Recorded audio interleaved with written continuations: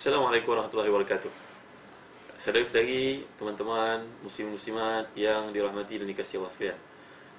Di tangan saya pada waktu ini adalah kitab ataupun novel yang bertajuk Rona-Rona Cinta Damaskus.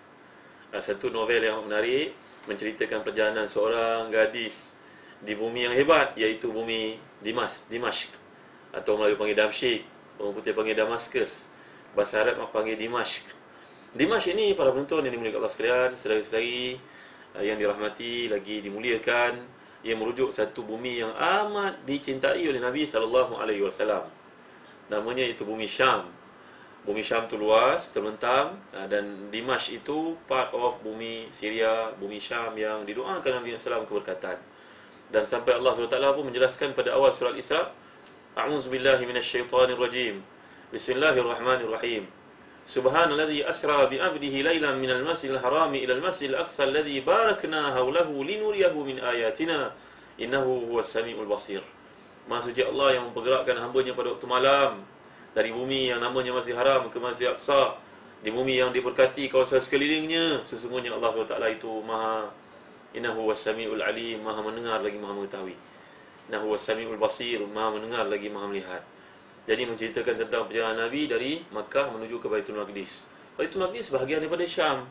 Jadi dalam novel ini, mengapa saya tekankan kepada ibu bapa yang dimuliakan Allah sekalian agar membelikan untuk anak-anak novel ini, dan bagi kakak belikan untuk adik, kerana dia menceritakan perjalanan hidup seorang gadis di bumi yang mulia ini. Pertemuannya dengan ulama, konflik dalaman melalui realiti kehidupannya sebagai seorang pelajar, talibah, gangguan yang dialami ketika di sana, bagaimana dia mengatasi. Pendeknya, realiti hidup seorang yang belajar di bumi yang diberkati oleh Allah SWT dan doakan Nabi SAW. Sedang tahu tak kelebihan Damsyik? Saya selalu jelaskan kepada para penonton sekalian, para pendengar yang dimuliakan Allah sekalian di ikim.fm dalam kuliah tafsir, betapa pentingnya untuk kita mengetahui kelebihan bumi Damsyik. Kadang-kadang kalau kita pergi ke negara Eropah bercuti, ramai di kalangan kita pergi ke US, pergi ke negara-negara yang kalau kita sebutkan negara-negara orang Kristian, tapi kita terlupa nak pergi ke bumi yang didoakan oleh Nabi Muhammad SAW. Jadi penceritaan yang dikemukakan di sini melalui proses kehidupan yang getir, yang susah, tanpa bantuan pelajaran daripada mana-mana pihak, pertemuan dengan kawan-kawan di sana, dan bagaimana dia berjaya menuntut ilmu walaupun tidak sempurna, tapi sekurang-kurangnya dia akan membuka satu gambaran baru kepada anak-anak kita tentang kegigihan orang menuntut ilmu, terutamanya ilmu agama. Kalau kita belajar ilmu-ilmu kedoktoran, umpamanya engineering, architecture, accountancy, Masya Allah, ramainya bantuan yang ingin dihulurkan, pihak-pihak yang ingin bantu. Tapi bila kita belajar agama, Masya Allah, jerit-perih, kesusahan, kesukaran, ketika belajar tiada siapa yang tahu. Jadi saya menggalakkan para pendengar yang dimuliakan Allah sekalian, para penonton, muslim-muslimat, sekiranya ada peluang, bacalah buku ini.